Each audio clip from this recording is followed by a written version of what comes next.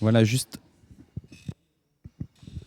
avant de démarrer, pour ceux qui n'ont pas encore répondu au sondage, mais je pense que tout le monde l'a fait, sauf du coup Emmanuel, tu es le bienvenu de le faire, le sondage. À l'entrée du temple, là, Ida, je ne veux pas te balancer, mais je crois aussi que tu n'y as pas répondu. Donc à l'entrée du temple, il y a 4 chaises. Sois la bienvenue, Ida. L'idée, c'est que avant ce dimanche, donc il faut répondre à ce sondage. Il y a 2 chaises qui sont assez proches et 2 chaises qui sont un petit peu différentes. Mais donc il y a ces 4 modèles. L'idée, c'est d'avoir votre retour sur lequel vous trouvez d'abord, dans un premier temps, qui est le plus agréable. Juste en termes d'assises, comment on se positionne sur la chaise, etc. Lequel sur les 4 vous est le plus agréable? Ça, c'est la première partie du sondage. La deuxième partie du sondage, c'est on vous dit combien ça coûte à l'église chacune des chaises. En fait, vous pouvez le voir sur le panneau là-bas, mais l'idée, c'est de dire, une fois que vous savez le prix de chaque chaise, ça va de 200 € la moins chère à 390, je pense, quelque chose comme ça, la plus chère. Maintenant que vous savez les prix, à votre avis, laquelle vous préféreriez? L'idée, c'est vraiment que le conseil presbytéral, la semaine prochaine, donc à la fin de ce mois de juin, il va se réunir, il va décortiquer les retours des paroissiens et il va prendre sa décision. Il faut qu'on prenne la décision avant le 30 juin, parce qu'au 1er juillet, il y a des augmentations tarifaires, en fait, de l'ordre de 4%, ce qui n'est pas à la fois énorme, mais en même temps, si on achète 100 chaises, ça fait plus de 1 000 € de différence. Vas-y, Anne-Marie. Comme tu l'as fait la semaine dernière, tu es disponible pour aider à le faire.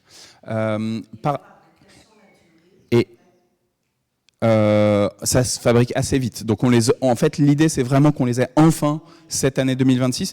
Normalement, ça aurait dû être l'année dernière, sauf que l'entreprise qu'on avait trouvée, qui était vraiment pas mal, avec des tarifs assez compétitifs, etc., qui était en Allemagne, en fait, elle nous a fait beaucoup de faux bons. Ça a été très compliqué.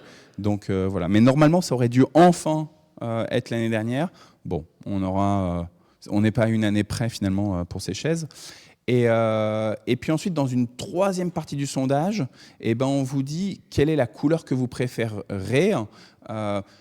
En fait, là, on a vraiment plein de gens qui ont tout plein d'avis, mais c'est juste pour qu'on puisse sentir ce qui serait préférable. Par rapport à ce qu'on voit là sur les chaises, ce qu'il faut être sûr, c'est qu'elles auront forcément le dos nu. Donc, ça sera du bois au dos.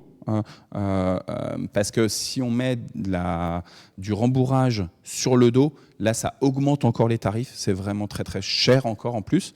Et après il y en a qui ont une assise en bois et les autres qui ont une assise avec comme un coussin un peu. Ça ne sera pas du tissu comme on voit là, ça sera du simili-cuir. C'est très facile à nettoyer. Et nous, ce qui nous faisait peur, c'est est-ce qu'il ne peut pas y avoir petit à petit des fissures qui se font, mais on nous a assuré que ça tenait vraiment bien. Et qu'en en fait, on peut y aller avec un coup de couteau. Pour faire une fissure, il faut y aller avec un coup de couteau. Donc, et surtout, elles s'attachent les unes aux autres. Alors, pour 3 modèles, les 3 modèles qui sont sur ma gauche, le modèle qui est un petit peu différent, qui vraiment est très différent des autres, elles ne s'attachent pas les unes aux autres, elles s'empilent, mais par contre, on peut acheter des systèmes d'accroche. Donc, c'est la moins chère de toutes les chaises. Celle-ci, elle est à 200 €. Mais du coup, il faudra qu'on rajoute le système d'accroche en plus. Mais ce n'est pas des milliers d'euros. Le système d'accroche, je crois que c'est 10 € à peu près par système d'accroche, je crois, quelque chose comme ça.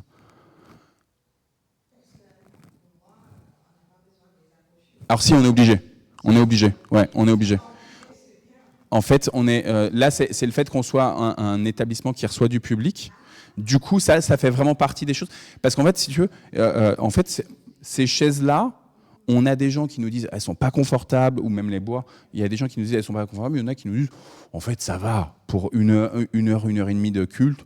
Franchement, c'est pas catastrophique. Mais c'est un vrai problème, ça, la question des accroches. Et puis, il faut qu'elle soit absolument inifugée pour le feu. Ce qui n'est pas évidemment le cas là, des bois sur lesquels tu es assise, non, mais celles qui sont derrière là. Et les plastiques, celles-ci, elles sont traitées, donc ça va pour le feu. Mais voilà, elles ne peuvent pas s'accrocher parce que ça a été cassé. En fait, c'est des mauvais systèmes d'accroche sur ces chaises-là. Voilà. Je m'arrête là sur ces annonces. Je vais, non, on mettra le psaume juste après. On va prier d'abord. Seigneur, béni sois-tu pour le soleil, mais béni sois-tu aussi alors qu'on voit les rideaux, les voiles qui prennent comme ça le vent. Béni sois-tu pour ton esprit, celui qui planait sur les eaux, celui qui était là au commencement, avec toi Père et avec la parole, avec toi Fils. Béni sois-tu Saint-Esprit de venir habiter dans ce lieu, Seigneur, et qui permet que ce lieu soit aujourd'hui consacré comme étant ton temple. Nous te bénissons, Seigneur, de ce que nous puissions t'y rencontrer, que nous puissions y être ressourcés par toi. C'est toi qui nous as convoqués, mais aussi par les frères et les sœurs que tu as mis à nos côtés. Seigneur, merci de faire de nous un seul corps. Merci de faire de nous tes disciples. Merci de faire de nous des apôtres, des envoyés. Béni sois-tu, Seigneur, pour nous qui sommes rassemblés ce matin, et on te confie ceux qui n'ont pas pu se joindre à nous ce matin. Prends soin d'eux là où ils sont, par le nom de Jésus.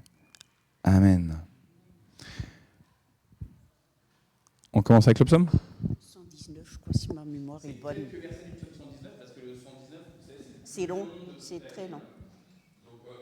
C'est les versets 17 à 32.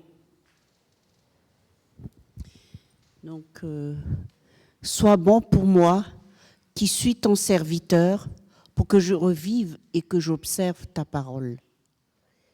Ouvre mes yeux pour que je regarde les merveilles de ce que tu enseignes.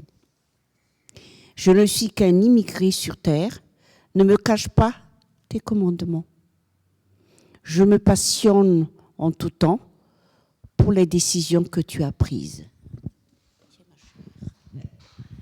Tu menaces ces maudits insolents qui s'égarent loin de ce que tu commandes. Décharge-moi du mépris et des moqueries, car je m'applique à suivre tes instructions. Mais si des princes complotent contre moi, je suis ton serviteur. Je médite ta volonté. Tes instructions aussi font mes délices. Elles sont de bons conseillers pour moi. Me voilà par terre, dans la poussière. Rends-moi la vie comme tu l'as promis. Je t'ai raconté mes cheminements et tu m'as répondu. Enseigne-moi ta volonté. Fais-moi comprendre le sens de ce que tu exiges. Je méditerai ces merveilles. Le chagrin me fait verser des larmes. Relève-moi comme tu l'as promis. Tiens-moi loin des pratiques mensongères. Accorde-moi la grâce de connaître ton enseignement. J'ai choisi le chemin de la vérité. Je me conforme à tes décisions. Je m'attache à ce que tu m'as ordonné. Seigneur, ne me laisse pas dans l'humiliation. Je cours sur le chemin que tu m'ordonnes, car tu m'as ouvert l'esprit.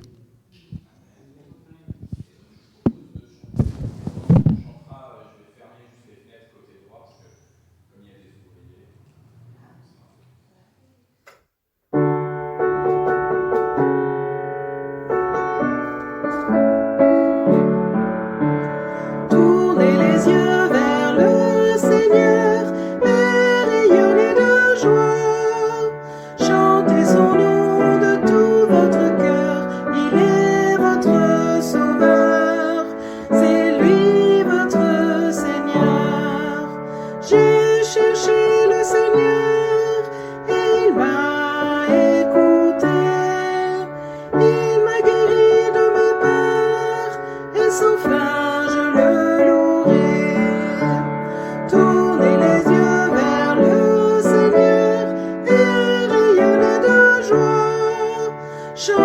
son nom de tout votre cœur, il est votre sauveur, c'est lui votre Seigneur.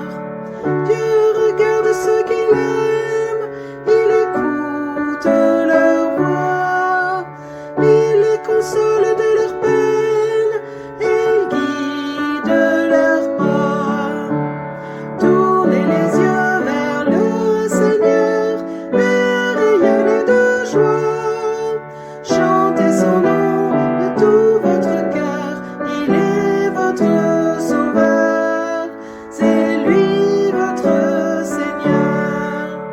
Ceux qui cherchent le Seigneur ne seront privés de rien. S'il lui ouvre leur cœur, ils seront comblés de bien. Tournez les yeux vers le Seigneur et rayonnez de joie. Chantez son nom de tout votre cœur, il est votre sauveur, c'est lui votre Seigneur.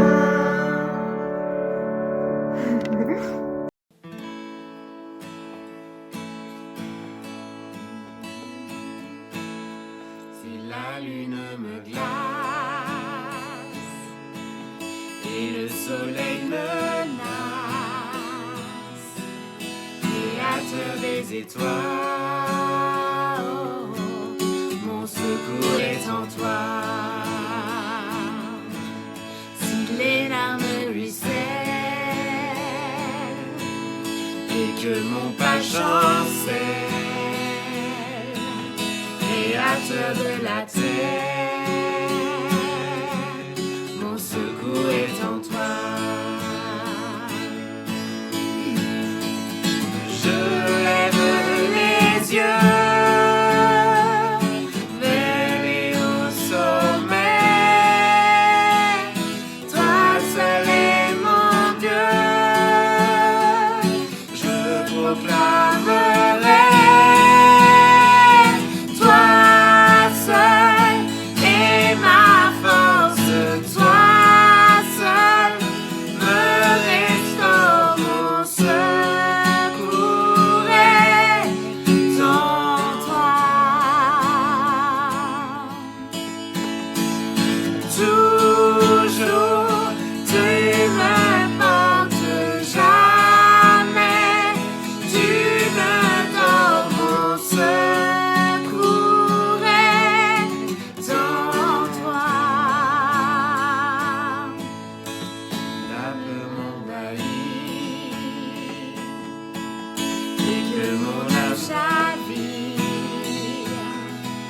Créateur de la vie, oh, mon secours est en toi. Je lève les yeux vers les hauts sommets, toi seul est mon Dieu, je proclamerai.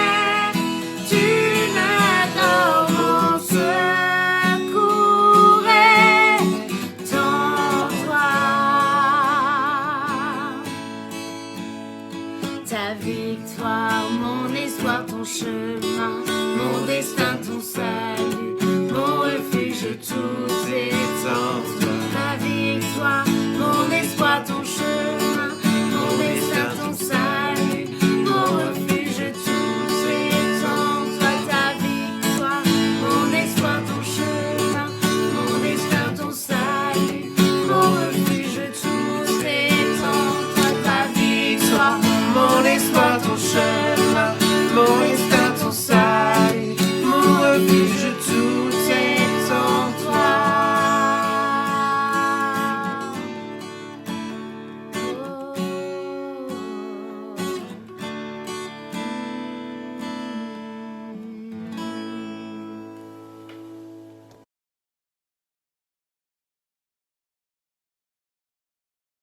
Si Dieu pour nous s'engage, qui sera contre nous? En son Fils d'âge en âge, il nous accorde tout. Quand l'amitié du Maître plaide en notre faveur, qui pourra compromettre les élus du Seigneur?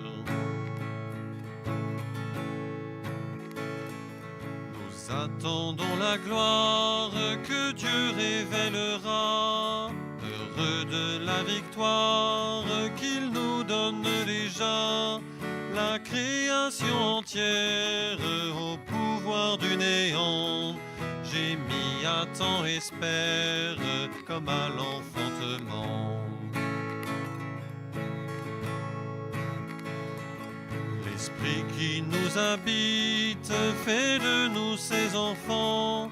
L'Esprit Saint nous invite à vivre librement.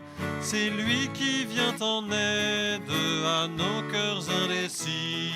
C'est lui qui intercède, ô Père, nous voici.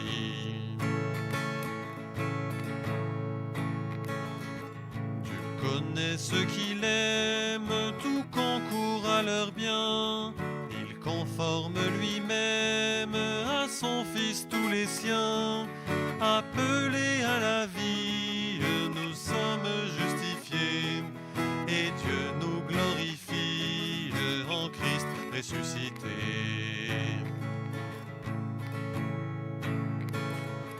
L'angoisse nucléaire, la faim, les armements, les puissants de la terre, l'avenir, le présent, la mort, ni rien au monde ne peut priver mon cœur de l'amour que Dieu fonde en Christ notre Seigneur.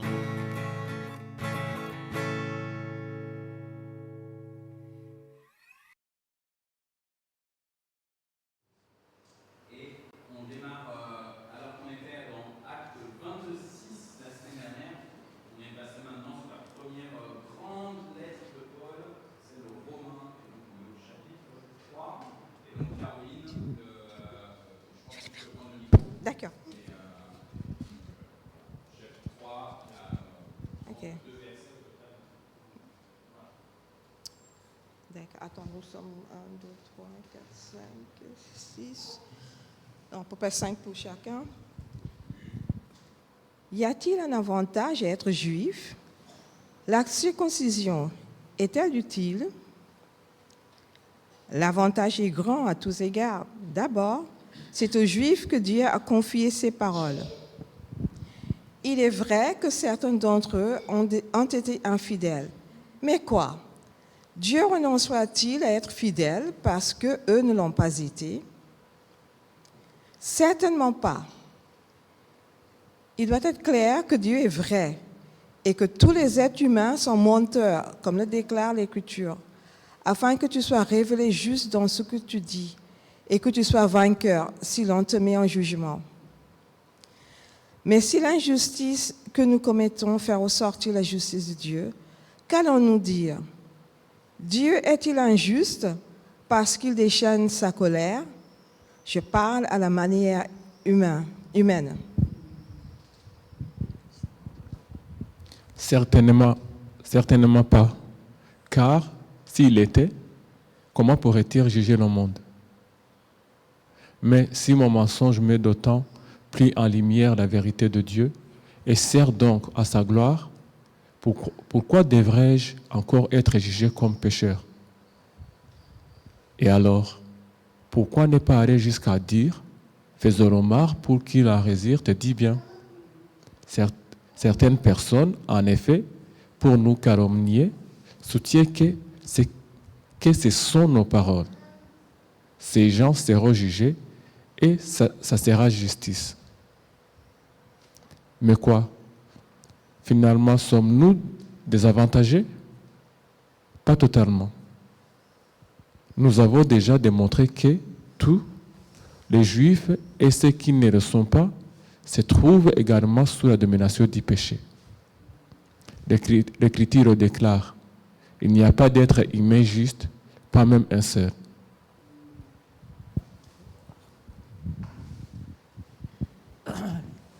Il n'y a personne qui comprenne, personne qui cherche Dieu. Tous ont quitté le bon chemin. Ensemble, ils se sont égarés. Il n'y a personne qui fasse le bien. Il n'y en a pas même un seul. Leur gorge est comme une tombe ouverte. Leur langue leur sert à tromper. C'est du venin du serpent qui sort de leurs lèvres. Leur bouche est pleine de malédictions amères. Ils courent à toutes jambes pour assassiner.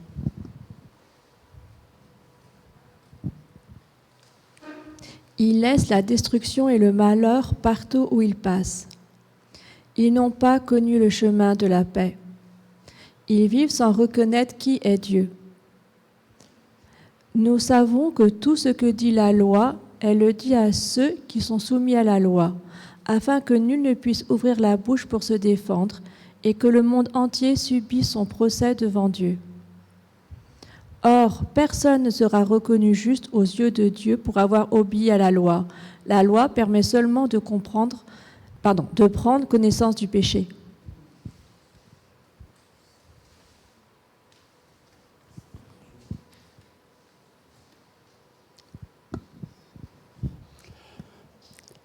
Mais maintenant, indépendamment de la Torah, Dieu a montré clairement comment il peut justifier les hommes à ses yeux, bien que cela soit également attesté par la Torah et les prophètes. C'est une justice qui vient de Dieu par la fidélité de Yeshua le Messie à tous ceux qui mettent leur confiance en lui, car il n'y a pas de différence entre le juif et le païen, puisque tous ont péché et sont privés de la louange de Dieu par la grâce de Dieu, sans qu'elle ait été méritée. Il a été accordé à tous d'être considérés justes à ses yeux au travers de l'œuvre rédemptrice accomplie par Yeshua le Messie, qui nous a délivrés de notre esclavage du péché. Dieu a exposé Yeshua comme capara pour les péchés, sur la base de la foi dans le sacrifice sanglant de sa mort. Dieu a voulu ainsi prouver sa justice, lui qui, dans sa patience, était passé sans punition ni rémission sur les péchés commis par le peuple autrefois. Il a prouvé sa justice dans le temps présent en montrant lui-même qu'il est juste et qu'il est également celui qui justifie les hommes sur la base de la foi en Yeshua. Y a-t-il encore une raison de se vanter ? Non, nullement. Quelle sorte de Torah empêche cela ? Celle qui consiste à observer des règles de manière légaliste. Non, mais plutôt une Torah qui agit par la confiance en Dieu. C'est pourquoi nous estimons qu'une personne est considérée juste sur la base de la confiance qu'elle met en Dieu, ce qui n'a rien à voir avec l'observance légaliste des commandements de la Torah. Ou alors, Dieu est-il le Dieu des Juifs seulement ? N'est-il pas aussi le Dieu des païens ? Bien sûr que Dieu est aussi le Dieu des païens, car vous le savez, Dieu est un. C'est pourquoi il rendra juste les circoncis en vertu de leur foi et les incirconcis en vertu de la même foi. Par cette foi, abolissons-nous la Torah ? Dieu nous en garde. Bien au contraire, nous confirmons la Torah.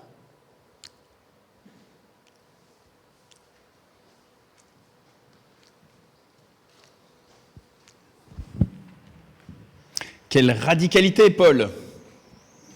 Quelle radicalité! Personne n'est juste, pas même un seul. Et c'était déjà dit dans les temps anciens, c'était déjà dit dans la loi, et c'est encore dit dans le Nouveau Testament, dans l'Alliance Nouvelle, et dans cette lettre que Paul donc rédige à ces chrétiens de Rome qu'il ne connaît pas personnellement.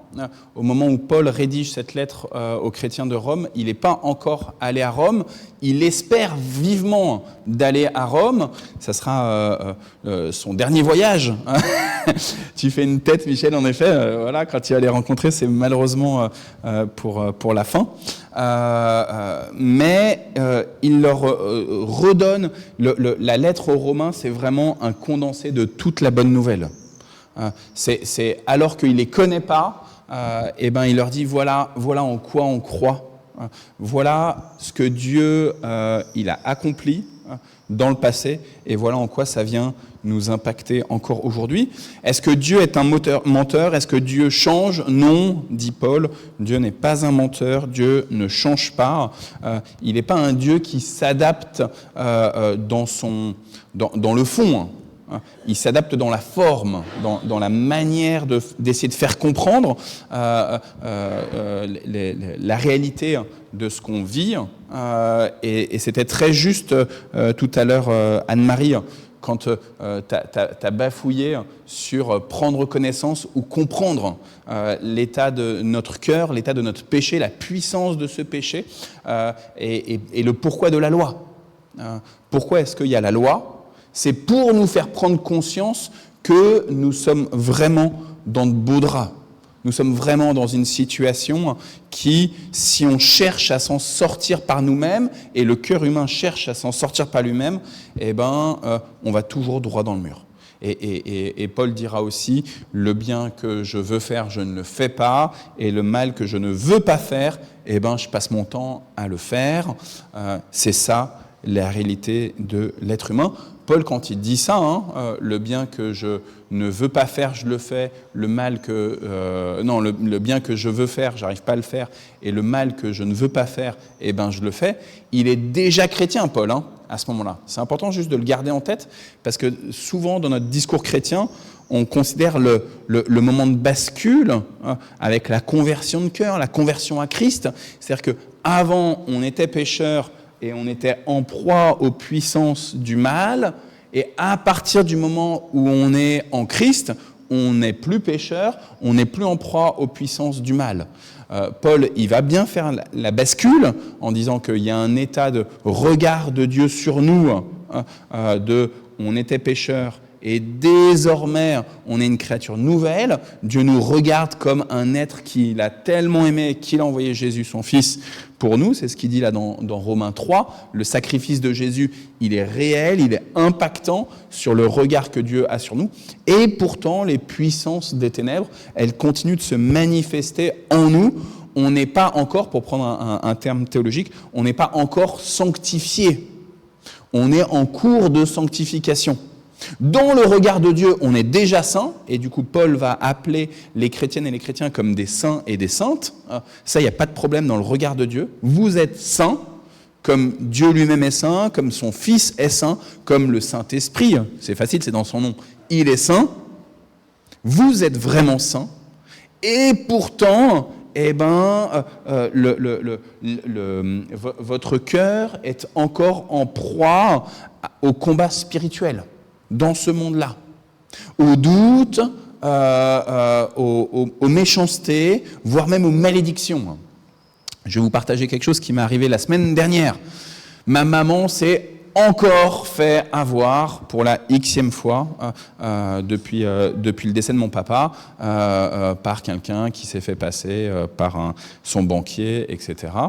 Et ça a été vraiment loin, puisque finalement, la personne au téléphone lui a dit « La banque va casser votre carte parce que votre code a été donné, machin, il y a des gens qui vont vous manipuler. Et donc, on a un coursier qui va venir vous récupérer votre carte pour ça. » Et donc, ma mère a donné sa carte bleue à un coursier. Et quand j'ai appris ça la semaine dernière, juste les paroles que j'avais, c'était vendredi dernier, c'est des paroles de malédiction vis-à-vis de la personne qui est venue, une jeune fille qui est venue chercher la carte de ma maman qu'elle avait mis dans une enveloppe. Je ne sais pas si la jeune fille, elle sait exactement dans quel système elle est en train d'être, elle participe, j'en sais rien, mais juste ma bouche ne disait que des propos de malédiction à l'égard de cette fille, jeune fille, je ne sais pas exactement, ma mère me l'a décrite comme une jeune fille. La police lui a montré des photos, etc. Donc voilà, il y a toute une procédure à nouveau qui redémarre pour ma maman avec toutes ces arnaques qui... Pourtant, ma mère, je vous assure, c'est pas une imbécile. et toutes les personnes qui se font avoir comme ça, c'est pas des imbéciles, c'est vraiment pas des imbéciles, c'est juste qu'il y a un système manipulatoire qui fait qu'on arrive à nous faire passer et nous prendre des décisions qui sont complètement irrationnelles et stupides. Paul, ici, vient replacer à nouveau le fait que l'être humain est complètement pécheur. La jeune fille qui est venue voir ma maman, concrètement, elle en est un témoin vivant, elle participe à un système où probablement que cette jeune fille, elle a, entre guillemets, de bonnes raisons, parce qu'elle a peut-être une situation financière qui est difficile, parce qu'elle espère assouvir certains besoins et où elle a besoin d'argent, etc., etc. Vous savez, toutes les raisons qu'on se donne pour pouvoir faire des entorses aux règles, au règlement. Je suis en voiture, je suis en train de rouler et mon pied est un peu lourd sur l'accélérateur. Je vous ai déjà partagé que je ne suis pas un très très bon conducteur et j'ai toujours dans mon cœur, dans ma conscience, de bonnes raisons de pourquoi je dois accélérer, parce que sinon je vais être en retard à mon rendez-vous, parce que sinon je vais être en retard à ceci ou à cela. Je m'auto-justifie. Et on se donne tous comme ça des auto-justifications par rapport à nos entorses. Personne n'est juste, pas même un seul. Ça, c'est important de se le rappeler régulièrement, non pas à cause du regard que je vais porter sur les autres, mais à cause d'abord de mon propre examen de conscience. Il est facile finalement de prendre cette remarque de Paul, de prendre l'ensemble des remarques bibliques, de la parole de Dieu, pour nous mettre en accusation, comme des accusateurs des autres. Ah, t'es vraiment pas juste, hein. Aditya, t'as beau être tout petit encore, t'es vraiment pas juste, hein, tu vois. Et en fait, ça va vite que je rigole, Aditya, parce que, je rigole. Je t'accuse de rien, Aditya. Et t'es une bénédiction pour nous tous. Hein. Mais vous voyez, en fait, ça va vite qu'on accuse les autres. Ah, personne n'est juste. Ah bah oui, en effet. Ah non, t'es vraiment pas juste. Ça va très très vite. Sauf que Paul, il nous parle de ce pourquoi de la loi, non pas pour qu'on puisse accuser Françoise, mais pour qu'on puisse vraiment s'examiner. Et en considérant que cette loi, elle n'est pas caduque, elle n'est pas finie, la loi de Dieu. Elle est accomplie en Jésus-Christ. Jésus, il n'est pas venu abroger la loi, il est venu l'accomplir. Il est venu lui donner son sens final. C'est-à-dire que la loi, elle est là et elle continue à rester là pour que nous puissions examiner notre conscience. Alors que le monde aurait tendance à nous dire « ça, c'est le Dieu de l'Ancien Testament. Maintenant, c'est passé, c'est fini, il n'y a plus besoin de regarder à ça. Ça, c'est un truc d'arriéré. Hein. » Et éventuellement, au Sri Lanka, là-bas, au Sri Lanka, bon, c'est pas la France, quoi. Et éventuellement, au Rwanda, voilà, c'est pas la France. En Arménie, c'est pas la France. Etc., etc., etc. Vous voyez ? Paul, il nous dit non. La loi, elle est encore là, avec son rôle pédagogique, pour nous mettre en situation inconfortable, en situation de détresse. Oui, je ne peux pas me sauver par moi-même. Ma tentation, ce serait de dire, ok, la loi, elle est bel et bien toujours valable, en effet, mais je vais l'utiliser pour travailler sur moi-même et réussir par moi-même. Et sauf que même ça, vanité des vanités, je ne fais que chuter si je la prends au sérieux. Pas juste au premier degré. C'est l'exemple que j'aime bien donner aux catéchumènes quand on commence à regarder les 10 commandements.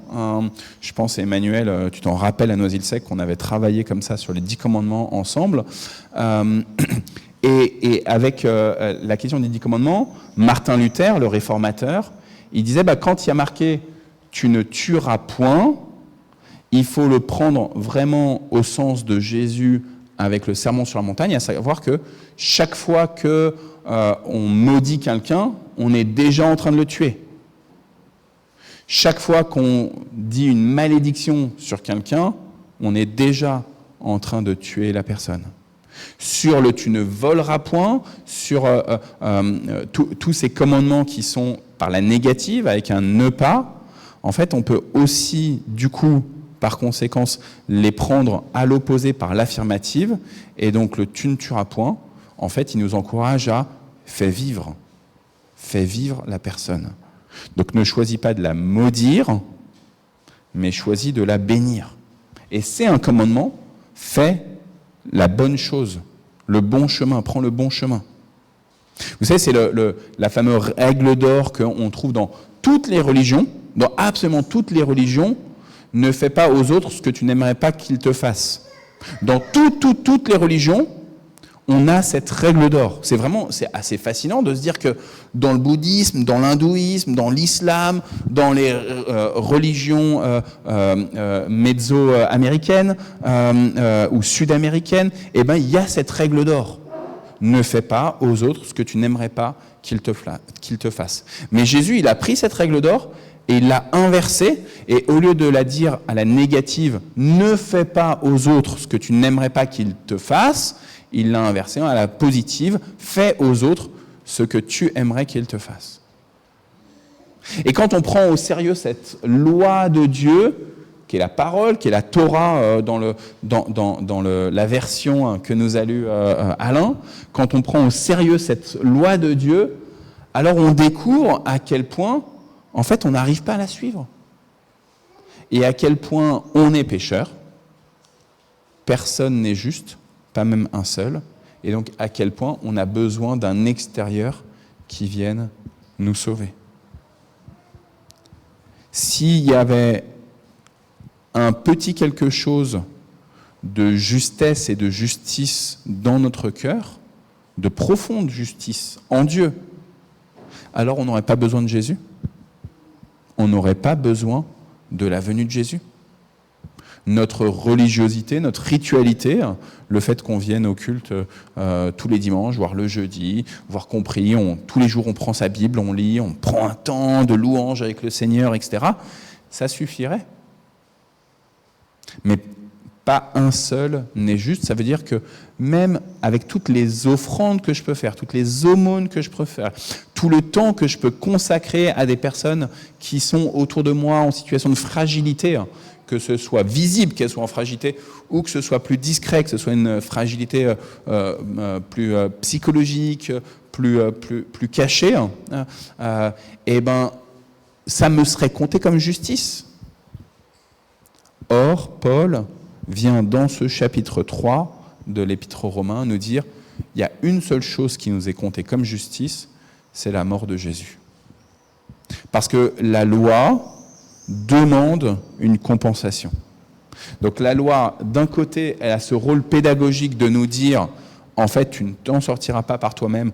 Et même si tu es profondément humaniste et que tu aimes l'humain et que tu espères en l'humain, que tu espères un relèvement avec tous les humains ensemble pour un mieux vivre ensemble, on sort du G7 là, et on se réjouit vraiment de tous les accords, on se réjouit que pour l'Ukraine, il y aura peut-être des choses qui ont été décidées qui permettront qu'enfin on réussisse à s'en sortir. On se réjouit qu'au Proche-Orient, il y a des traités qui soient décidés pour amener la paix. Malgré tout, en fait, on ne doit pas, en tant que chrétien, compter dessus. Un seul est venu pour profondément réaliser la justice de Dieu. La loi demande compensation. Il a accepté de verser son sang pour compenser. C'est pour ça que en Jésus, la loi est vraiment accomplie. Parce qu'il a versé son sang. C'est pas en Jésus, le thaumaturge, qui fait des miracles. Il a imposé les mains, il a relevé des personnes, il a vraiment ressuscité les morts avec Lazare, il a vraiment permis à ce que des personnes qui étaient aveugles puissent voir et ainsi de suite. Malgré tout, c'est pas ça la mission de Jésus. Il a vraiment dit des paroles qui sont extraordinaires, encourageantes, fortifiantes, vivifiantes, stimulantes pour aller en mission, etc., etc. Mais c'est pas ça qui fait la mission de Jésus. La mission première du Christ, c'est le sang versé et le fait qu'il ait accepté d'être ressuscité par son Père et notre Père. Pas un seul n'est juste, tous sont pécheurs. Je vais aller vite, Françoise, pour pas que ça te tire trop. Pas un seul n'est juste. Si un sur la terre est le seul juste, le juste juge, celui qui n'était pas juge sur la terre, mais qui est monté au ciel et qui a pris cette place à la droite du Père, la place de la justice, justement, la place de celui qui a l'autorité pour juger. Merci beaucoup, Anta, t'es un amour. Ouais, c'est une très bonne idée. Ça sera déjà mieux, ouais. Merci, Anta, de ta prévenance. Un seul est en capacité de réaliser comme ça tous les commandements, c'est le Christ, et c'est par son sang versé. Voilà. Ça, c'était moi ce que j'ai reçu de ce Romains chapitre 3.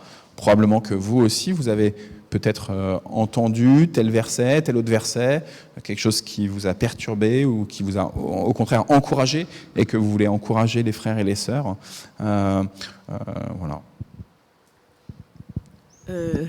Ça me revient un peu au partage biblique par rapport au péché.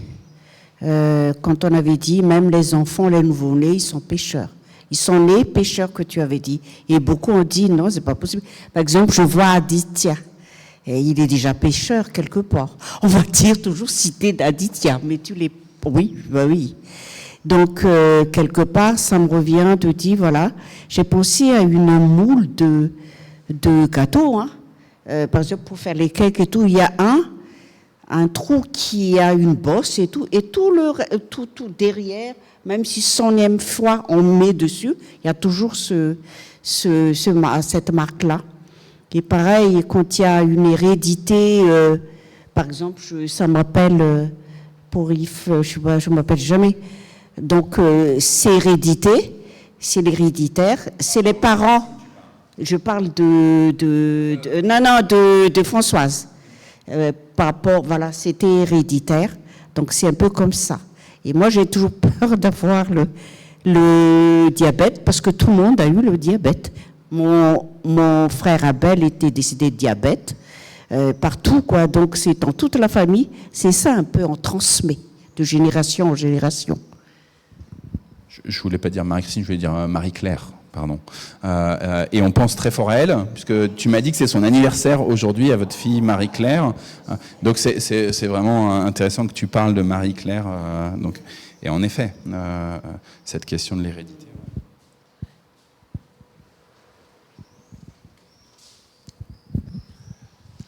Il s'agit de la loi. Lorsque je lis ma Bible, c'est d'un bout à l'autre. Et la lecture de la loi m'a montré fréquemment des points où j'avais fauté et où j'avais fait vraiment du mal. Et je sais que le Seigneur m'a conduit vers lui pour me pardonner, parce que c'est ce que je lui présentais. À notre Dieu soit toute la gloire, et on peut lui dire que merci pour tout ce qu'il fait. Et juste merci, je vais te donner le micro, Liv. Juste merci aussi pour le fait qu'il y a des livres bibliques ou des passages bibliques qui sont difficiles à recevoir. Merci vraiment. Parce que si la Bible, il n'y avait pas des passages où c'est difficile, finalement, ça ne viendrait pas nous travailler de l'intérieur. On aurait un Dieu qui est juste un gros nounours en peluche, avec qui on fait un gros câlin et qui nous dit tout son amour. ou un Père Noël qui nous distribue ses cadeaux, mais parce qu'il y a des textes bibliques qui viennent nous perturber. Moi là, dans ma lecture personnelle, on vient de commencer Job là, et c'est vrai que donc j'avais Job 1, Job 2, Job 3 ce matin, et c'est vrai que c'est difficile, Job 1, Job 2, quand le Satan il met au défi, il met au défi. Et d'entendre que l'épouse de Job lui dit « Allez, vas-y, renie Dieu », etc. Mais merci aussi justement pour ces textes-là qui sont obligés de nous déplacer. Voilà. Merci, Liv, aussi. Mais Luther a dit « Vous êtes justifiés par la foi ».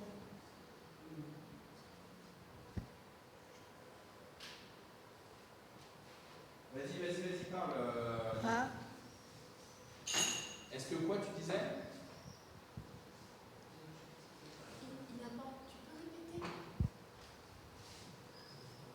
Est-ce que tu peux répéter ? Luther a dit « Vous êtes justifiés par la foi ». Exactement. Donc, dans la lettre de Paul aux Romains, là, cette question de la justification par la foi, c'est ce qui a provoqué la réforme.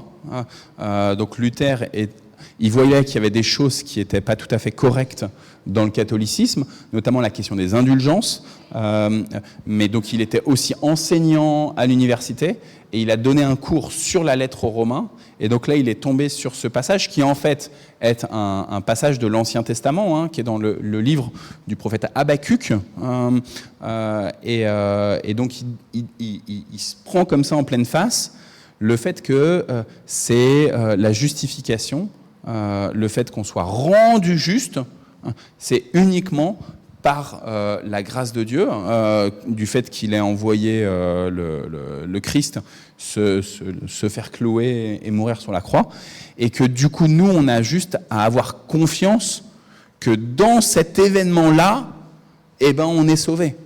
Et c'est compliqué parce qu'en général on est dans le don et le contre-don.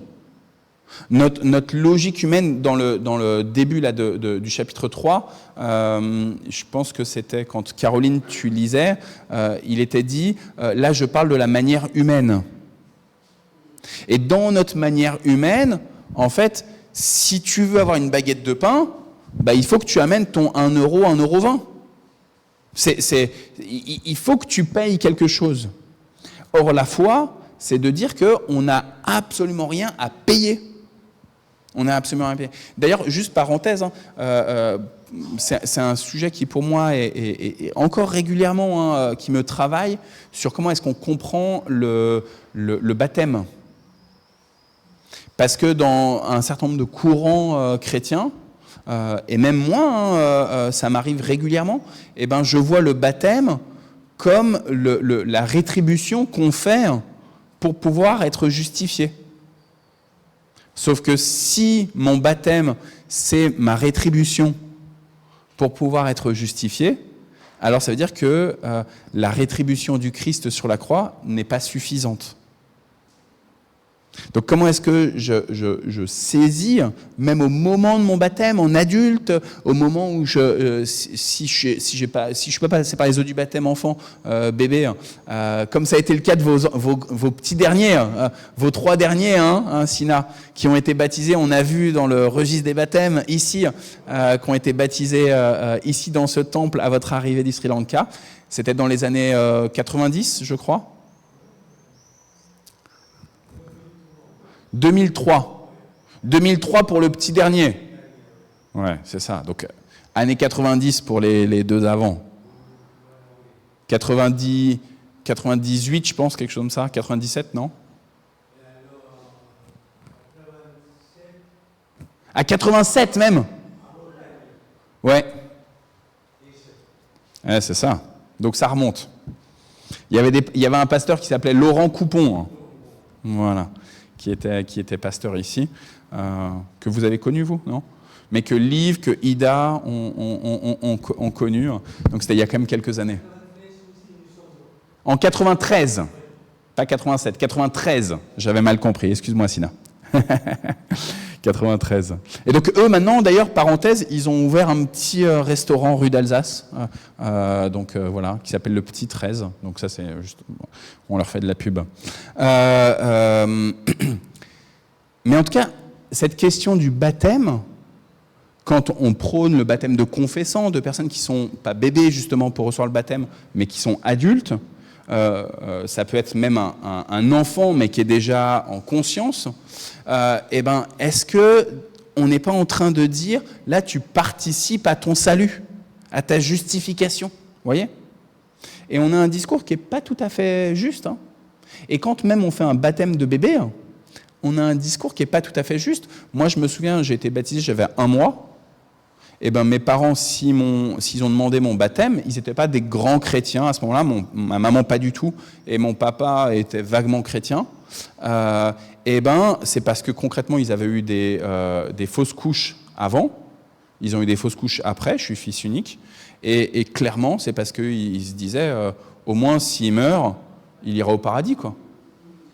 Donc ça veut dire qu'ils imaginaient que ma justification, le fait que je sois rendu juste devant Dieu, que je puisse accéder au paradis, ça passait par le baptême. Et sauf que on a bien lu là dans Romains 3, c'est pas le baptême qui sauve. Le baptême, il est le sacrement du témoignage de ce que Jésus a fait par lui-même, dans son accord, dans sa relation avec le Père. Et on a juste à avoir foi dans ça. Mais vous voyez, on a un truc qui n'est pas tout à fait juste. Et on se dit, si la personne n'est pas baptisée dans les eaux, si ce n'est pas un baptême de confessant, que la personne qu'elle n'est pas baptisée par immersion, si elle n'a pas pu dire exactement son adhésion à Christ, alors elle risque d'aller en enfer. Non, en fait, la justice est rendue par Jésus sur la croix, au-delà de nous-mêmes, au-delà complètement de nous-mêmes. Voilà. Manu, merci. Ce que j'aimerais dire, c'est que les versets qu'on a lus aujourd'hui, en Romains 3, pour moi, ça a changé complètement ma vie chrétienne. Parce que je suis né dans une famille chrétienne, j'ai étudié dans des écoles chrétiennes, mais comme on a dit, j'ai pensé que ce que je faisais avait plus de valeur, que je lui donnais plus de valeur. Mais l'idée, c'est qu'avant de terminer quand je faisais mon bac, j'ai fait une retraite. On a étudié, je pense, les 3 premiers chapitres de Romains. Et c'est là que je me suis rendu compte complètement de mon état de pécheur. Ce qui veut dire qu'il n'y a rien que je pouvais donner pour équilibrer. En comprenant mon état de pécheur, c'est là que j'ai compris vraiment qu'est-ce que c'est la foi, qu'est-ce que c'est Rosary. Et donc, ces versets, pour moi, ça a tout changé. Je pense qu'il est très important de comprendre même dans quel état on est pour pouvoir apprécier déjà qu'est-ce qui nous est donné. Et juste en même temps, parce que toi, tu viens d'une église, Emmanuel, où justement le rapport à la loi du Premier Testament, il est très très fort. C'est une église où on considère qu'il y a un certain nombre de commandements du Premier Testament qu'on doit encore respecter tels quels, comme les Juifs. Et en fait, on pourrait dire, non, mais du coup, ça donne du grain à moudre pour essayer de s'auto-justifier. Et c'est vrai, il y a cette possibilité-là. Mais elle peut aussi, au contraire, et c'est ça l'objectif, le rôle pédagogique de la loi, nous dire, en fait, tu vois que tu n'y arrives pas. Tu dois respecter Shabbat, mais en fait, tu n'y arrives pas à respecter Shabbat. Parce que finalement, à Shabbat, plus tu le travailles, Shabbat, plus tu découvres à quel point tu es en décalage. Et que tu n'honores pas Dieu, tu ne rends pas ce jour saint à la manière dont Dieu est saint. Et donc, l'objectif de la loi et l'objectif de ce type d'église-là, et je les bénis vraiment, moi je suis très reconnaissant qu'il y ait ce type de dénomination, parce que je n'ai pas vécu dedans aussi et que je ne vois pas la pression aussi qu'il y a dedans, extérieure. Mais en fait, je bénis parce que du coup, ça peut nous aider à comprendre l'état profond de notre fragilité. Voilà. Est-ce que quelqu'un veut rajouter quelque chose ? Caroline ? Ouais ? Bon, disons, c'est un des chapitres qui me trouble beaucoup. Parce que chaque fois qu'il y a cette question de foi, je dis, et les foi sont les œuvres, et le Christ lui-même, qui divise les gens, les bucs, les brebis, il dit, mais quand est-ce que vous m'avez servi, vous avez visité les pauvres et tout ça. Et ça m'a toujours troublée. Je me souviens dans ma jeunesse, il y avait une prédication, la personne était vraiment très, très convaincue, elle est la pire personne au monde, mais s'il confesse le Christ 5 minutes avant lui, c'est bon. Et celui qui était bon et juste toute sa vie, voilà. Et non, moi j'ai toujours trouvé ça inacceptable. Ouais. Et je suis d'accord avec toi sur le fait que c'est cet enjeu-là de juste, injuste, etc., qui est là dans ce chapitre 3. Est-ce qu'on arrive à comprendre, à saisir que la justice de Dieu, elle passe par un amour, même pour la personne qui confesse Jésus dans les dernières secondes, quoi. Et c'est dur de le comprendre. Et il y a un combat en nous, parce que pour nous, la justice, à vue humaine, exactement comme tu l'as lu tout à l'heure, à vue humaine, c'est œil pour œil, dent pour dent. Tu fais une bêtise, bah c'est juste normal que tu payes. Tu tues la petite Layana, c'est ça, Layana, hein, j'ai un petit doute sur le prénom. Oui, c'est Layana, la petite. Tu tues la petite Layana, et puis il y a toutes ces accusations avant. C'est juste normal que tu ailles en prison perpétuelle, voire même qu'on te tue, en fait.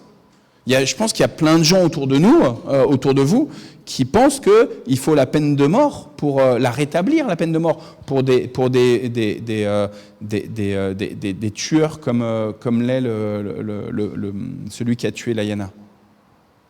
C'est juste, humainement parlant, c'est normal qu'on pense ça.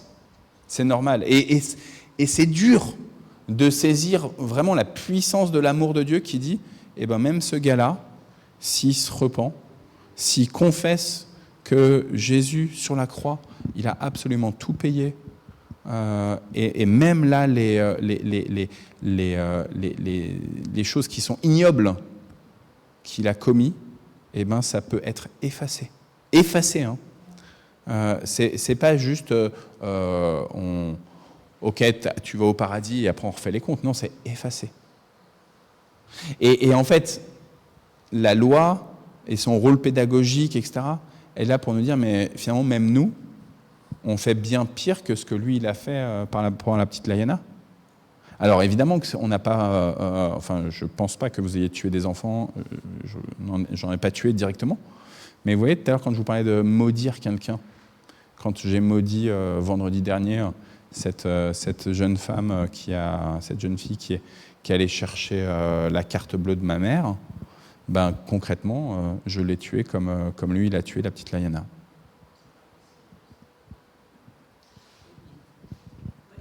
Oui, c'est un peu... Comme on est parti, comme tu sais, un peu se reposer et qu'on était à Anduze, dans le sud, on a vraiment rencontré des témoignages de gens, parce qu'ils accueillent des gens tellement en difficulté, mais quand on voit leurs témoignages, ceux qui ont rencontré le Seigneur, et quand ils te racontent leur vie, tu te dis, mais bon, c'est merveilleux. C'est quand même merveilleux d'entendre. Et on en a plusieurs qui nous ont raconté leur témoignage, tu vois, tout ce qu'ils vivaient. Il y en a qui s'en sortaient tout juste, et ça te réconforte, parce on se dit, voilà, ils n'étaient pas encore arrivés au baptême et autres, mais ils avaient vraiment donné leur cœur à Jésus, et il y avait vraiment un changement dans leur vie, quoi. Donc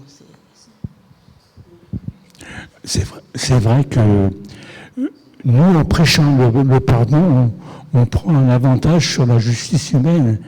La justice humaine, elle ne pardonne pas, elle condamne, elle ne pardonne pas, et surtout, elle n'oublie pas. Hein, alors que la justice de Dieu, elle peut effacer tout ça.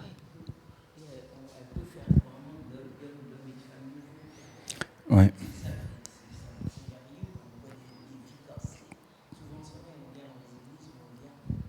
famille, enfin, on n'a pas, mais quand on entend ces témoignages forts où les gens, bon, ils ont passé des prisons, des meurtres, des choses, ben, on se dit, puis on les voit rien changer parce qu'ils ont accepté le Seigneur de différentes façons.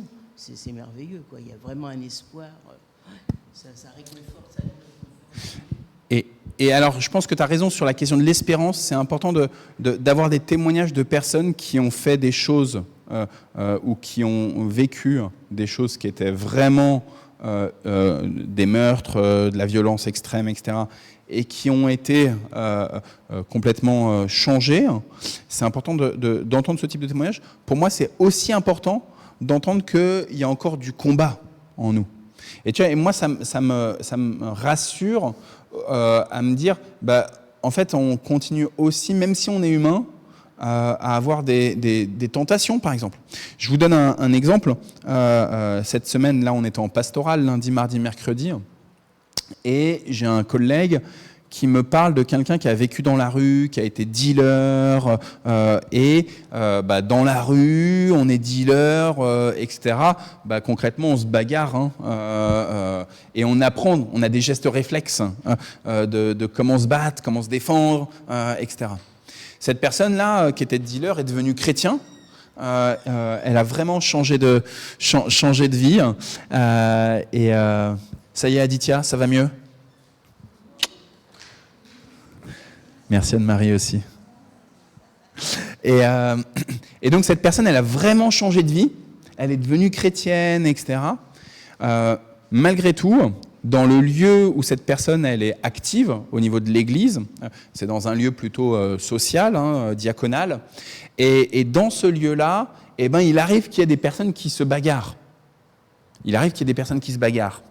Et en fait, cette personne-là qui est chrétienne maintenant, eh ben, chaque fois qu'il y a une bagarre, elle ne s'en mêle pas.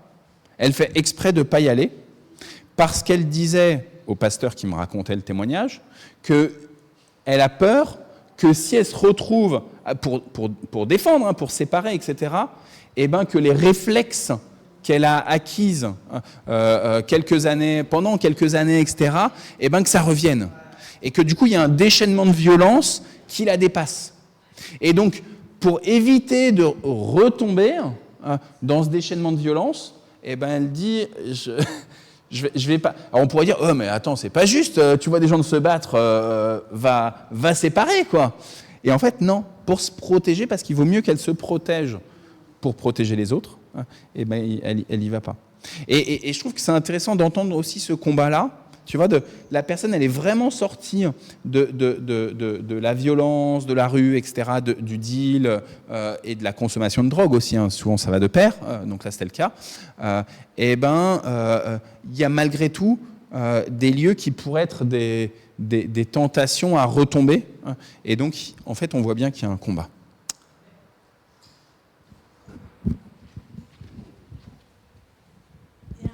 Qui me perturbe, la foi est donnée par Dieu. La foi est donnée par Dieu,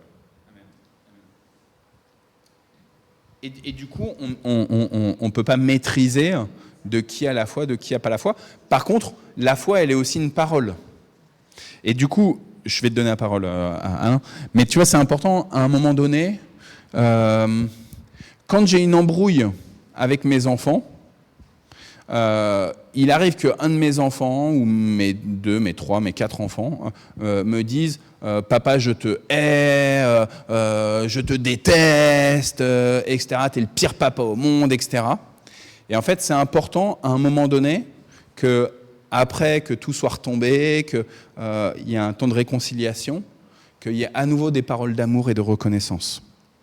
Et donc, la foi, on ne la maîtrise pas. On ne peut pas dire, tu vois, moi je ne peux pas dire extérieurement Anta a la foi et Françoise n'a pas la foi. Tu vois, j'ai pas le droit. Je ne suis pas juge de qui a la foi et de qui n'a pas la foi. Ça appartient qu'à Dieu. Et elles cheminent, chacune, l'une l'autre, avec Dieu. Par contre, comment est-ce que je suis sensible au fait que Anta dise mon identité, c'est d'être enfant de Dieu. François dise, mon identité, c'est d'être enfant de Dieu. J'aime Jésus, il est mon Seigneur et mon Sauveur. Et même ça, tu vois, toute la question de la seigneurie de Jésus, Ça nous travaille, quoi.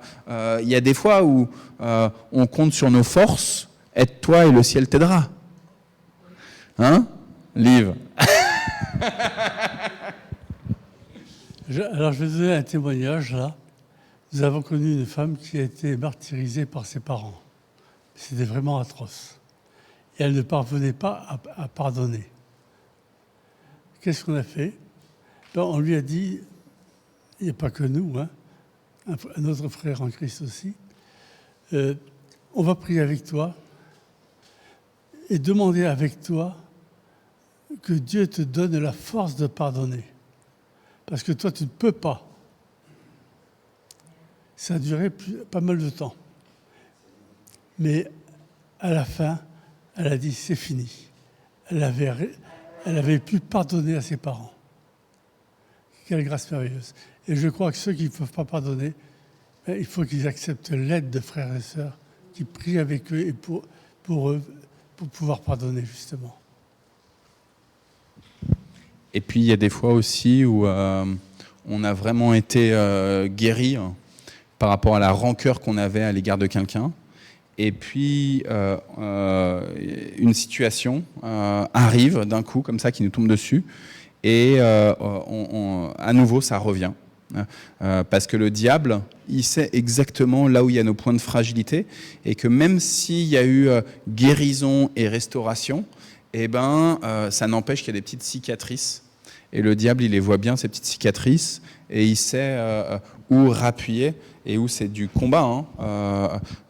Quelles que soient les épreuves que vous avez traversées, et dans lesquelles Dieu il vous a permis de sortir victorieux, et ben malheureusement c'est vrai que le diable il essaye de temps en temps de tirer. Les amis, il est déjà 11h08, donc je vous propose quand même de vous lire le fil rouge de Portes ouvertes, si vous le voulez bien, et puisqu'on prenne un temps de prière. Ça fait déjà quelques années maintenant. Alors, j'ai un problème là avec la tablette.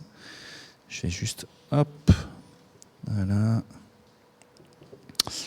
Pardon. Donc, on va parler du Nigeria et du fait qu'il y a quelques années de cela, il y a eu des collégiennes, des lycéennes qui ont été kidnappées par l'État islamique. Et en fait, elles ont toutes été libérées, sauf une, et donc on va parler d'elle. Donc enlevée avec une centaine d'autres jeunes filles au Nigeria en 2018 par le groupe État islamique, Léa Charibou est la seule à rester en captivité. Elle refuse de renier sa foi chrétienne. Ses parents lancent un appel à l'occasion de la Journée internationale pour l'élimination de la violence sexuelle en temps de conflit. 2018, Léa lève la main, les terroristes viennent de lui poser la question, ainsi qu'à la centaine d'autres élèves du collège de Dapchi dans l'état de Yobe au Nigeria. Y a-t-il des chrétiennes, parce que c'était qu'un collège-lycée de jeunes filles, y a-t-il des chrétiennes parmi vous? Ses camarades tentent de la dissuader, mais Léa garde sa main levée. Cette décision de ne pas renier Christ changera évidemment le cours de sa vie. Après des négociations, toutes les filles encore en vie sont libérées, toutes sauf Léa, parce qu'elle refuse de renier sa foi chrétienne et de se convertir à l'islam.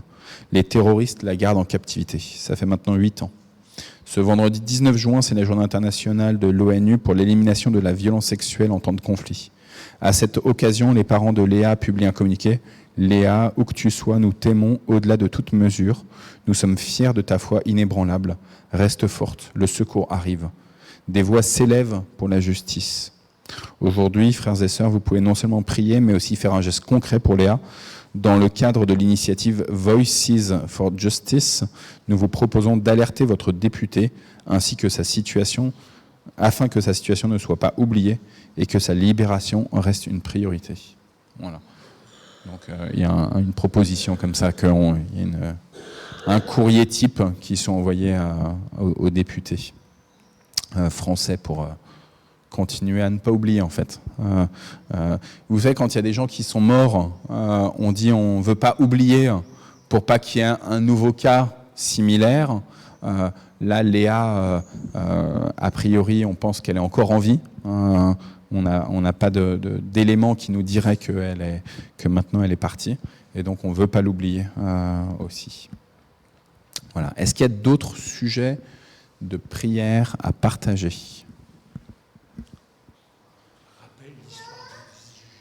Oui, merci beaucoup. Merci beaucoup. Heureusement, tu m'en as parlé en plus tout à l'heure. Donc aujourd'hui, on est le 18 juin. Il se trouve que le 18 juin, c'est une date marquante pour la France, avec le général de Gaulle. J'ai vu qu'il y avait un film sur le général de Gaulle là, qui est sorti.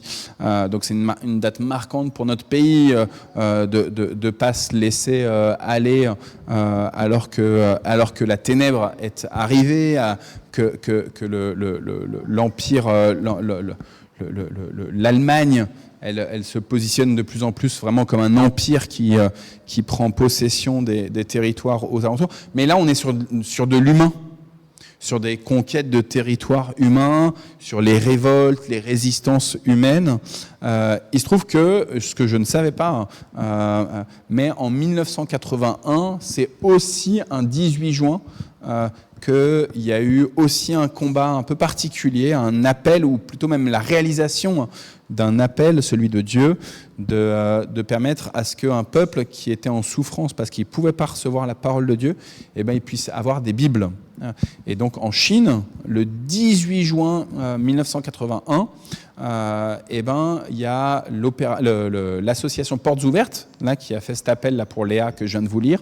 Elle a emmené via cargo des grands ballots de Bibles, vraiment dans des espèces de sacs qui pouvaient être immergés dans l'eau sans que l'eau rentre dans ces sacs. Et donc il y a eu 1 million de Bibles qui ont été amenées comme ça, ils étaient avec les bateaux dans la mer, ils ont jeté et ils ont compté à ce que le courant marin amène ces Bibles. On appelle cette opération l'opération Perle. Et donc c'est intéressant de savoir que c'était il y a 81, c'était il y a 45 ans aujourd'hui. Donc voilà, de se souvenir que il y a l'appel du général de Gaulle, mais il y a aussi l'appel de Christ, allez, faites de toutes les nations mes disciples, et donc d'amener ces Bibles là. Donc merci Michel de m'avoir prévenu de cette date. Donc autant je connaissais l'opération Perle, autant que je savais que c'était dans les années 80, autant je ne connaissais pas la date, maintenant je m'en rappellerai. Est-ce qu'il y a d'autres sujets? Caroline? Oui. Oui.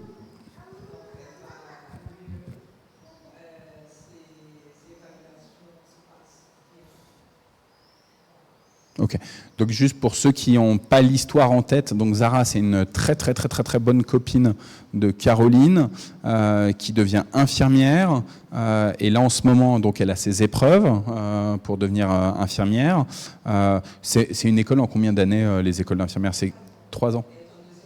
Donc là c'est la fin de la 2e année, sauf que dans le même temps son papa est décédé.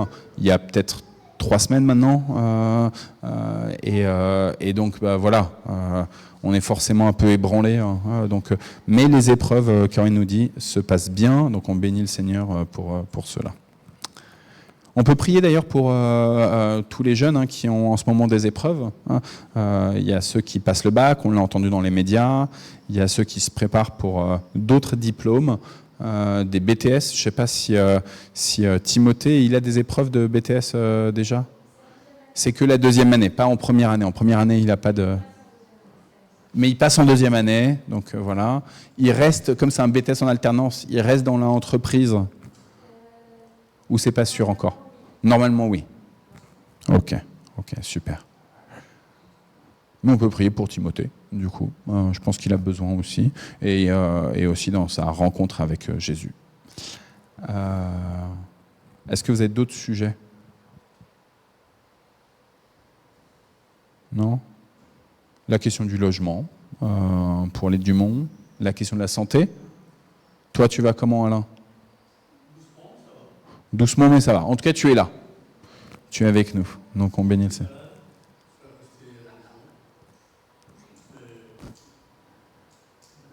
Voilà. Amen, amen. Merci.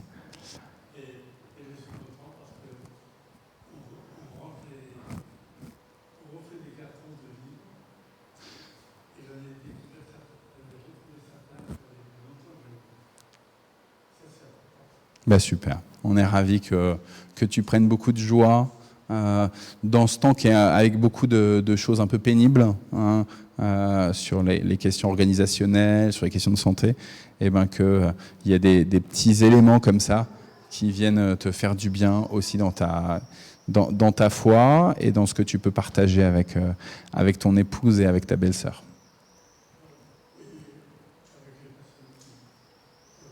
Et avec les autres personnes, t'as raison.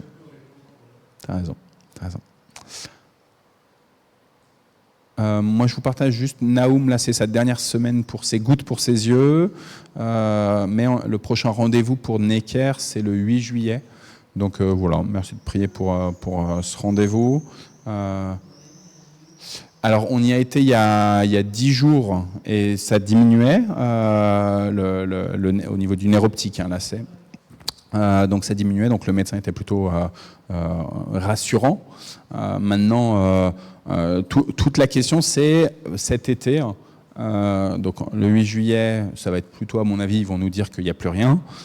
Mais il y aura encore d'autres rendez-vous après, qu'on n'a pas encore fixés, mais où on va contrôler. Et ça va être là toute la grande question, c'est est-ce que c'est bon, ça reprend pas, ou est-ce que ça repart avec une UVI, avec le nerf optique. Donc voilà, merci de prier pour Naoum. Voilà. Peut-être on peut prier pour la famille Allier, hein, Charles-Élie et Éline. Ce dimanche, on va présenter leur petite dernière, Jeanne, lors du deuxième culte, celui de 11h15. Donc voilà, eux aussi, ils sont dans un désir de partir du côté de la Suisse. Donc voilà, priez pour ce projet-là, pour que ça puisse se réaliser comme il faut. Et puis hier, on avait l'Assemblée générale de l'entraide. Et donc, début juillet, on va passer l'entraide dans des nouveaux statuts pour en faire une association familiale protestante. Concrètement, on pourra toujours continuer à faire ce qu'on faisait, mais ça nous ouvre de nouvelles pistes encore pour l'avenir. Et donc voilà, priez peut-être pour cette association-là et tout ce que le Seigneur veut faire avec elle. C'est bien ce que tu dis, parce que nous-mêmes, dans les paroles qu'on donne, ça paraît insignifiant, mais quelquefois ça apporte du fruit. Hein. Parce que je me rappelle, au temps de Andy, on avait un couple là, qui faisait le parcours alpha, et puis le parcours alpha terminé, on n'a plus de nouvelles. Et puis un dimanche, on était là. Moi, je vais faire une petite course à Marquette, là, et je tombe sur la dame. Et je lui dis, bah alors, qu'est-ce que vous devenez et tout? Ça serait bien qu'on puisse vous revoir et tout. Oh, elle a dit, ah oui, ça serait bien. Ils sont revenus, et Andy, il a baptisé toute la famille. Toute la famille. Merci Seigneur. Ok, je vous propose qu'on prie. Comme d'habitude, je passe le micro, vous pouvez le prendre, prier, ou alors vous priez dans votre cœur. Sentez-vous vraiment libre, hein, et on finira avec le Notre Père. Oui, Seigneur, comme tous les jeudis, je commence par te remercier pour le privilège que tu nous donnes de pouvoir pratiquer librement notre foi, Seigneur, et d'être parmi les frères et sœurs et de profiter de la joie, du bonheur. Je vois Françoise et Michel. Merci Seigneur, ils sont là. Je vois Aditya et Shalina. Merci Seigneur.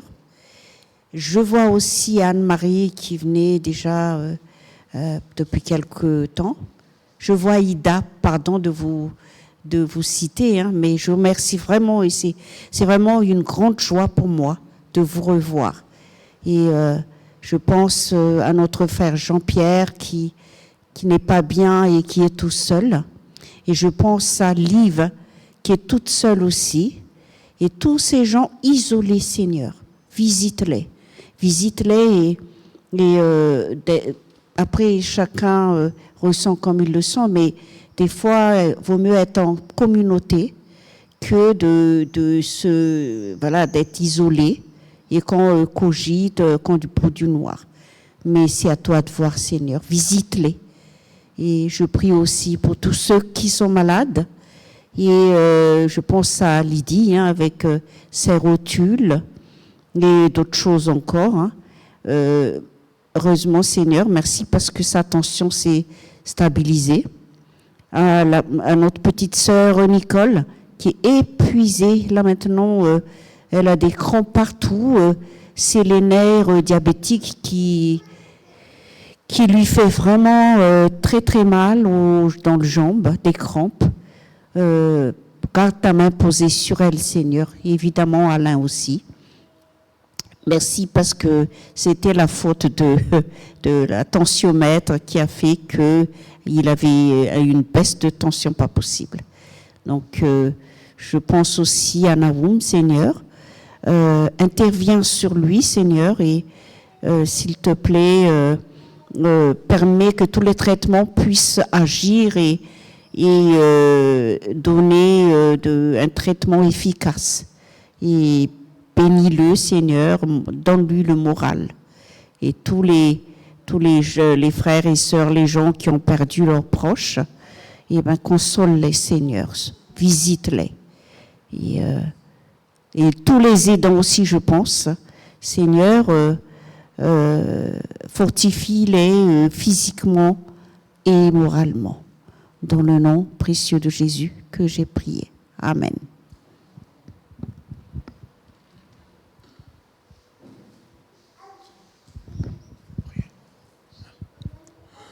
Oui, je vais te bénir, Seigneur, parce que tu es à l'œuvre dans nos cœurs, Seigneur. Et nous voulons l'ouvrir encore plus pour que tu continues à nous enseigner, à nous montrer quelle est ta voie, quel est le chemin que nous devons prendre, même si nous pensons avoir pris un bon chemin. Mais voilà, Seigneur, je te bénis parce que tu es tous les jours à nos côtés et ça, nous le sentons bien. Merci, Seigneur, de continuer à veiller sur nous, à veiller sur l'Église, à veiller sur tous les chrétiens qui viennent ici et ailleurs, bien sûr. Et pour moi, Seigneur, je voudrais te demander de m'apprendre à aimer tout le monde, comme tu l'enseignes dans ta parole. Aimez-vous les uns les autres. Et je sais pertinemment qu'il y a des personnes que j'ai du mal à aimer. C'est un aveu. Je demande pardon, Seigneur, je demande pardon. Et voilà, je te demande, Seigneur, que tu transformes mon cœur aussi. Amen. Oui, Seigneur, on te remet aussi toutes les personnes, Seigneur, qui se trouvent dans des pays où ils n'ont pas cette liberté que nous avons. Nous pensons à cette jeune fille, Seigneur, on ne sait pas trop ce qu'elle vit, Seigneur, mais nous te demandons de continuer à rester avec elle, de l'accompagner, Seigneur, et de trouver qu'il y ait une solution, Seigneur, de miracle, de bonheur, Seigneur, qu'elle puisse être vraiment libérée, Seigneur, et pouvoir continuer à vivre sa foi plus librement, Seigneur, et sans tout ce qu'elle doit endurer, Seigneur. Nous pouvons nous dire, nous, Seigneur, merci pour cette liberté que tu donnes dans tous nos pays, Seigneur. Même si des fois c'est difficile de pouvoir parler de ta parole, Seigneur, mais nous avons cette liberté, Seigneur, nous pouvons le faire. Seigneur, merci pour tous les bienfaits, Seigneur, que tu nous accordes. Merci, Seigneur, malgré des fois des maladies, des difficultés, Seigneur, mais tu es là. Et Seigneur, merci pour la joie que tu mets dans nos cœurs, Seigneur. Merci pour ta présence, merci pour vraiment cet amour que nous pouvons nous manifester les uns les autres, Seigneur, comme tu nous as appris, Seigneur. Merci. Amen.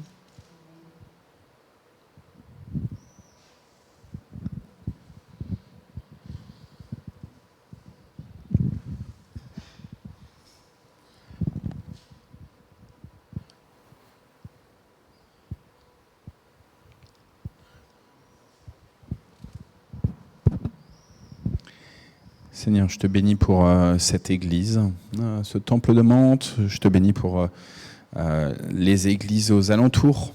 Merci, Seigneur, pour tous ceux qui s'engagent pour faire connaître ton évangile. Merci pour l'accompagnement que les chrétiennes et les chrétiens ils peuvent avoir à l'égard des personnes qui sont en situation de fragilité. Merci de ce que tu leur donnes aussi, de ne pas vivre reclus entre eux, mais de pouvoir travailler avec ceux qui ne te connaissent pas encore. Merci pour les conversions de corps, d'âme et d'esprit. Merci pour les délivrances. Seigneur, je veux vraiment te louer et te bénir pour le Mantois, pour les individus, mais aussi pour juste le territoire, Seigneur. Merci pour la Seine, merci pour les forêts, merci pour les villes, merci pour ce qu'il y a de visible à nos yeux et de ce qu'il y a de visible à tes yeux, à toi. Merci pour les créatures, alors qu'il y a David qui se balade avec nous dans le temple, Seigneur. Je te bénis pour les animaux et merci vraiment de ce que tu les utilises dans tout l'ordre du monde, Seigneur. Et ensemble, nous te disons la prière que ton Fils nous a enseignée. Notre Père qui es aux cieux, que ton nom soit sanctifié, que ton règne vienne, que ta volonté soit faite sur la terre comme au ciel. Donne-nous aujourd'hui notre pain de ce jour. Pardonne-nous nos offenses, comme nous pardonnons aussi à ceux qui nous ont offensés. Et ne nous laisse pas entrer en tentation, mais délivre-nous du mal, car c'est à toi qu'appartiennent le règne, la puissance et la gloire, pour les siècles des siècles. Amen. Et que la paix du Seigneur repose sur vous, vous stimule, oriente votre regard, et qu'il vous donne aussi l'eau qui apaise, qui vous donne toutes les bonnes ressources face à cette chaleur, qui étanche votre soif. Amen. Et pour tout le monde, donc il y a le repas après. Vous êtes les bienvenus, que vous ayez apporté quelque chose ou pas. Il se trouve que Shalini, la maman du petit Aditya, elle nous a fait pour dimanche dernier, je ne sais pas si tu as aidé ta fille ou pas, mais elle nous a fait un énorme biryani. Il en est resté, on l'a mis au congèle et hier soir, je l'ai sorti du congèle. Donc on va pouvoir continuer à manger et comme ça, elle sera un petit peu avec nous, en effet. Voilà.